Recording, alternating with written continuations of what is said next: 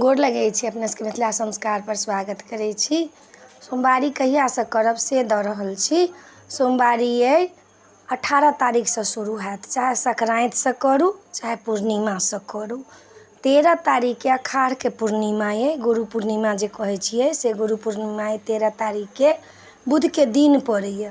तऽ बुधके दिन पड़ैए 13 तारीखके, तऽ सोम अयतै तखने ने व्रत करबै, तऽ ताबे बीचमे संक्रान्तो भऽ जेतै आ पूर्णिमो 13 तारीखके भऽ जेतै। तऽ शुभ अवसर पर दुनूके आगाँ पाछाँ नहि भऽ कऽ एके दिन शुरू भऽ जायत सोमवारी। साउनके जे सोमवारी करै छी से 18 तारीखसँ शुरू भऽ जायत सोमवारी। संक्रान्ति वाली करथिन सेहो आ पूर्णिमा वाली जे करथिन सेहो। ओही दिन नाग पंचमी छै, जे नाग पंचमी जे एम्हरके लोक जे सब करै छथिन से ओही दिन नाग पंचमियो छै, ओही दिन सोमवारी शुरू सेहो छै। हरियाली तीज तऽ कहै छै 31 तारीखके छै, तऽ 31 तारीखके दिन जे ओहि दिन तीज रहतै आ 2 दिनके बाद फेरू जे नाग पंचमी करऽ वाली रहथिन तिनकर सबके रहतनि। तऽ अपने सबके सोमवारी लए कहि देलहुँ हँ जे कहियासँ करब। आइ वीडियोमे इएह छलै, नीक लागत अपने सब चैनलके सब्सक्राइब करब, लाइक करब, कहऽके नहि बिसरब। जय मिथिला, जय माता जी।